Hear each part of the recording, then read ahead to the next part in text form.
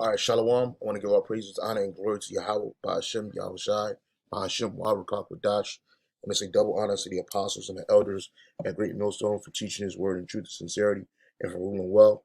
And salutations to my fellow Akim across the four corners of the globe, preaching and prophesying in the name of Yahweh, Ba'ashem, Shai. That's the brother Gabar Yahweh from Gms Hawaii, coming to you with another lesson. Salakia. Coming to you with another lesson. And his lesson is on a dream that my daughter had. Salakia.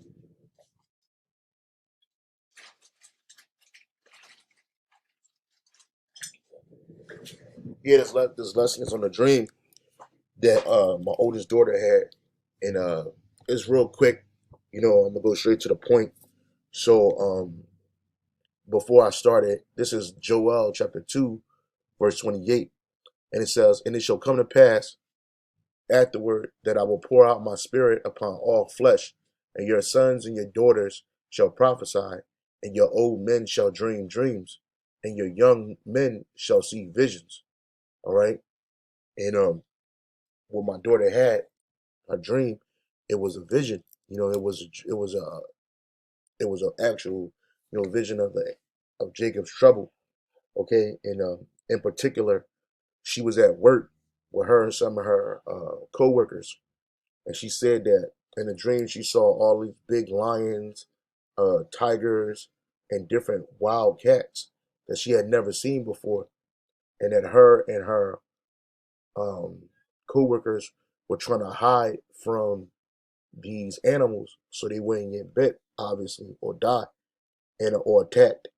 And she basically said that it was like somebody let them loose, like and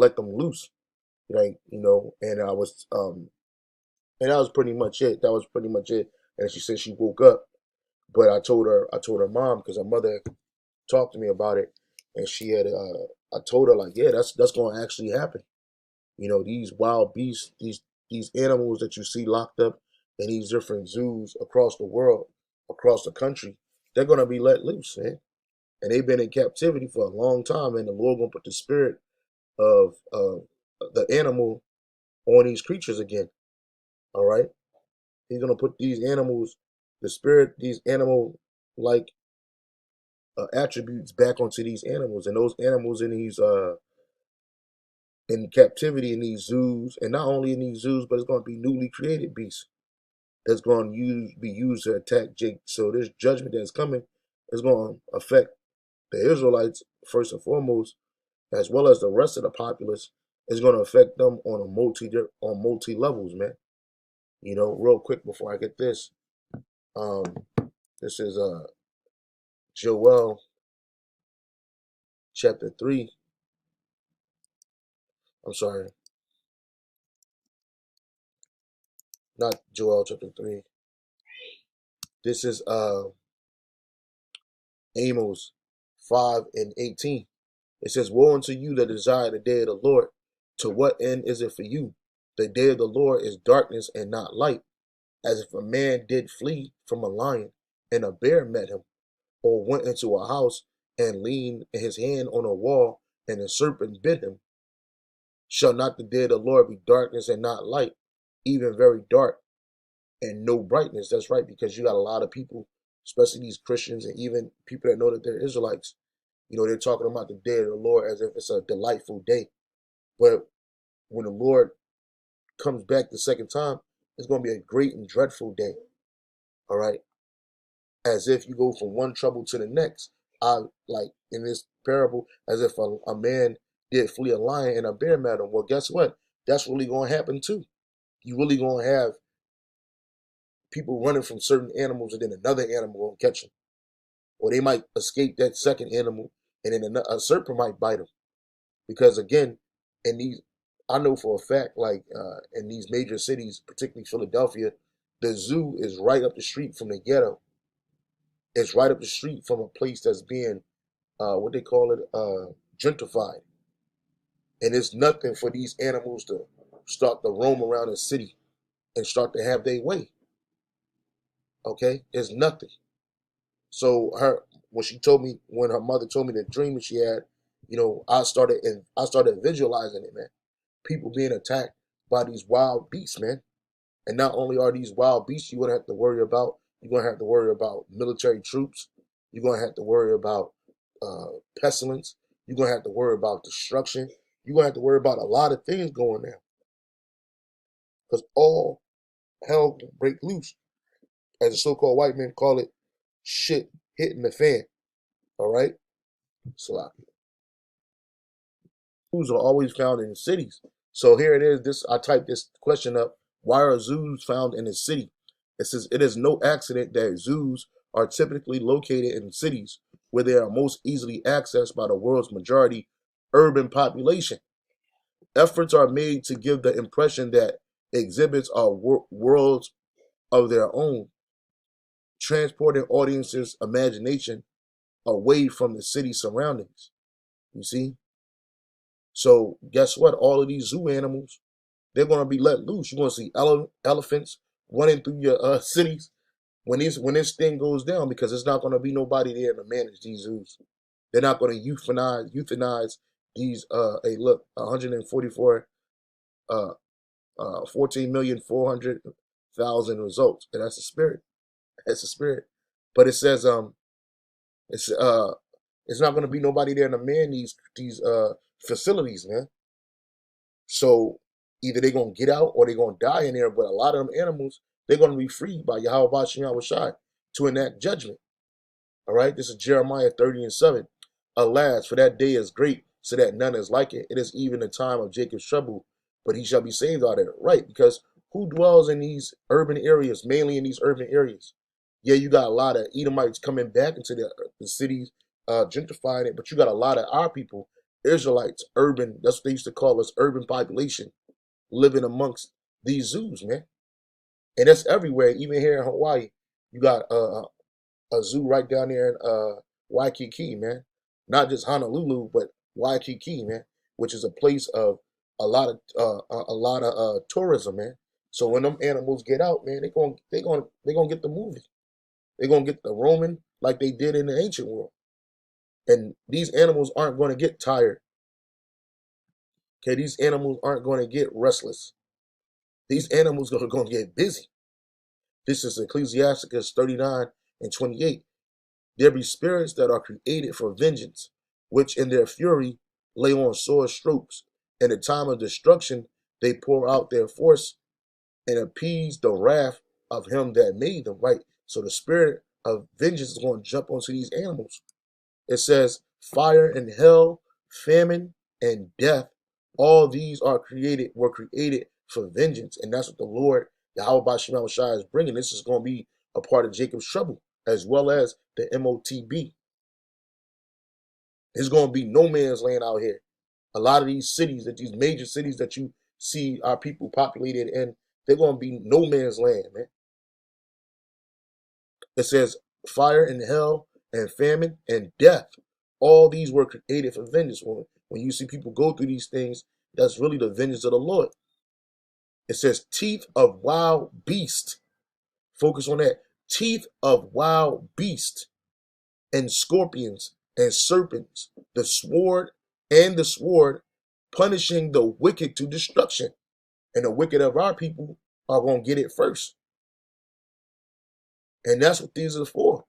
So when she had that dream and she saw those wild beasts roaming, looking for meat, man, that's judgment.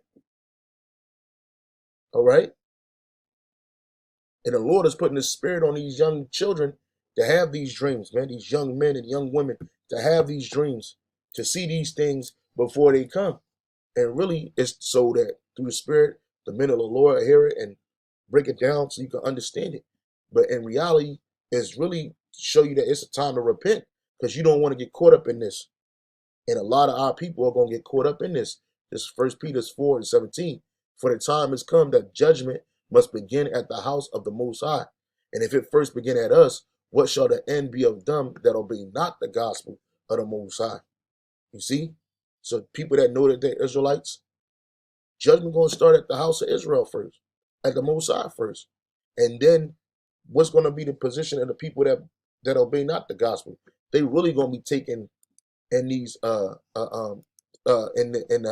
teeth of these wild beasts and scorpions and serpents, because it's not only big beasts that are in these zoos, man. You got scorpions, you got poisonous snakes, venomous snakes, and they're gonna get out. They're gonna get out. And on top of that, you're gonna have the sword, these military soldiers, the modern day sworders, the gun. They're gonna be out there. You're gonna have vigilante groups. You're gonna have your average everyday citizen who clipped up gonna be out here, and they're gonna be punishing the wicked to destruction.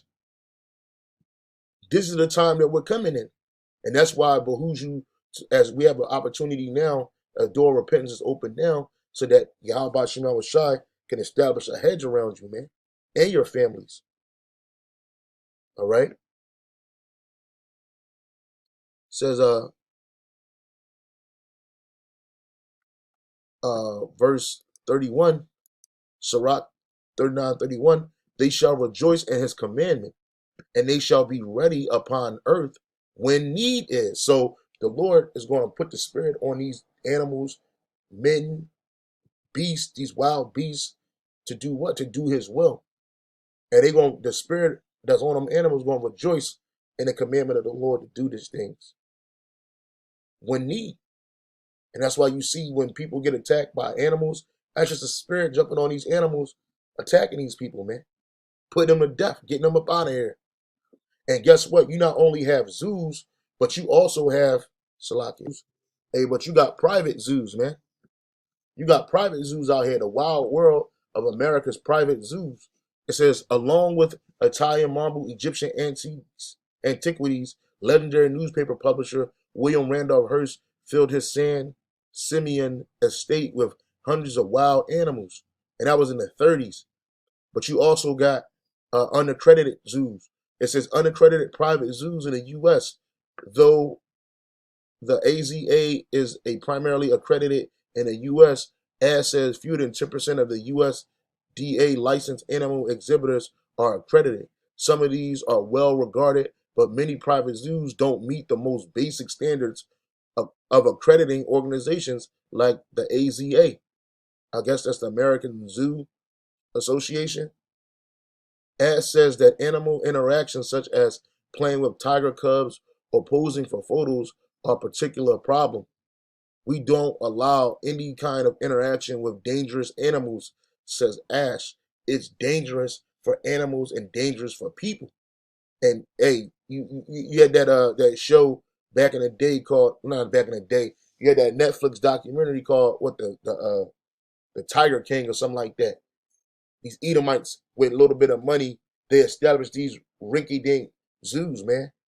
And they have lion cubs, tiger cubs, bears, all kinds of shit. And these animals grow and they attack people, man. They gonna be let loose, like all in Florida. All in Florida, you got something like that.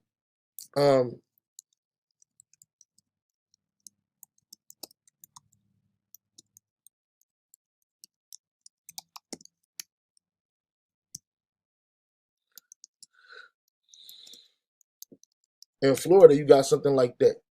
Yeah, 12 up close animal encounters in Palm Beach, Florida. You got 11 best places in Florida to visit if you love animals. So these animals are gonna get out, and when they get out, they're gonna get loose on people's ass, man. Real talk.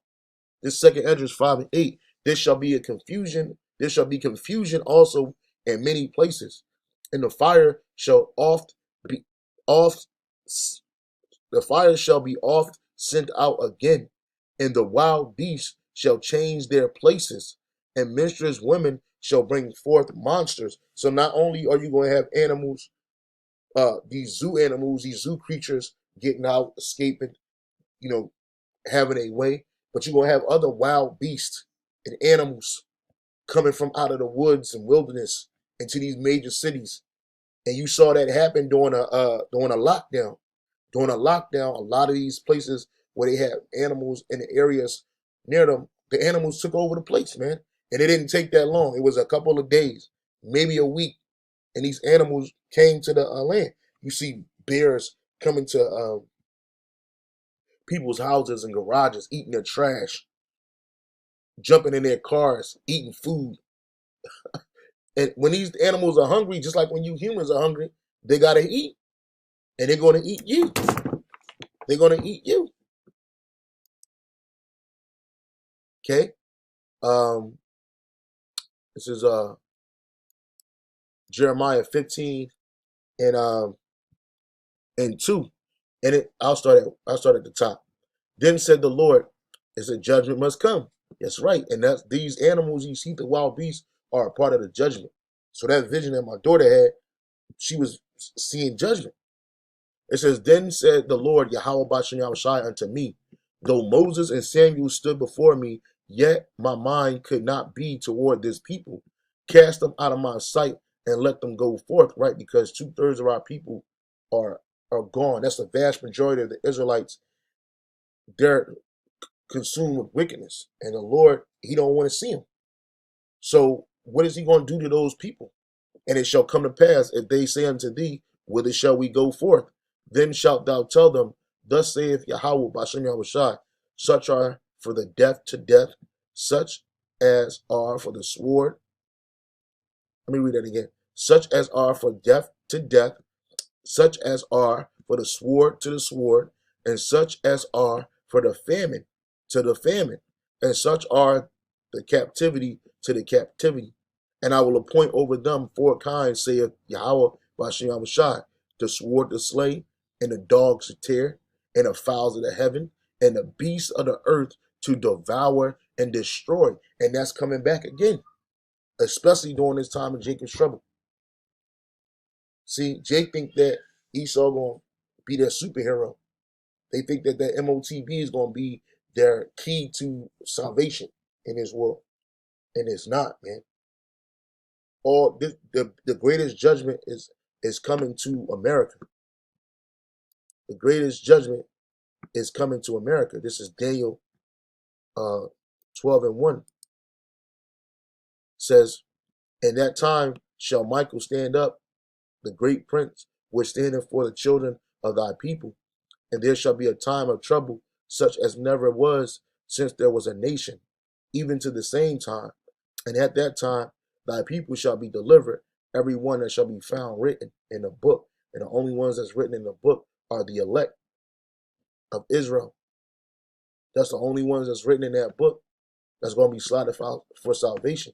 And they're going to be protected. Lord won't be part of that holy number. They're going to be protected. They're going to be protected all the way through this trouble, man. But we're going to have to witness it. Lord willing, we part of the elect. All right?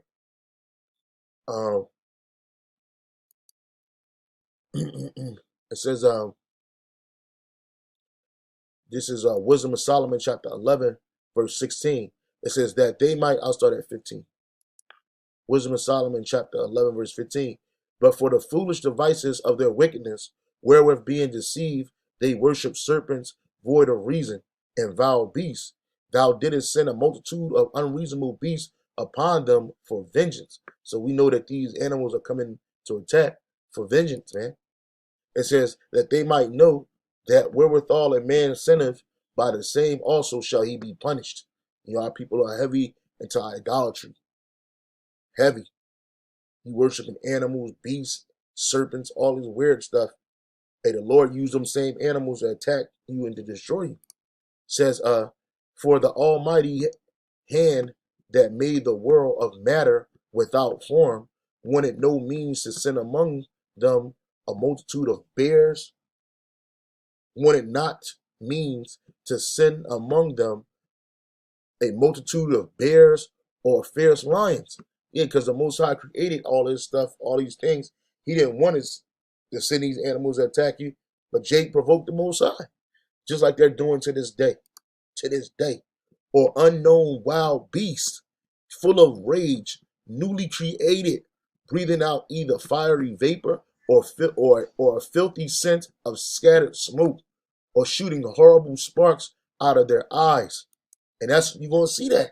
Wherefore, not only the harm might dispatch them at once, but also the terrible sight utterly destroy them. So you're going to see these wild beasts, these animals, and months before the animal attack, you fucking have a heart attack, man. Because you ain't never seen nothing like this before. And that's the kind of dream that, you know, my daughter had. the vision that she had. She had never seen some of these animals that she said that she saw, you know? Yeah, and without these might they have fallen down with one blast, being persecuted of vengeance and scattered abroad through the breath of thy power. But thou hast ordered all things in measure and number and weight. So yeah, I just wanted to bring that out. I hope you were edified. It was the vision of just speaking on a vision my daughter had. And so with that, I want to say shalom and on to the next.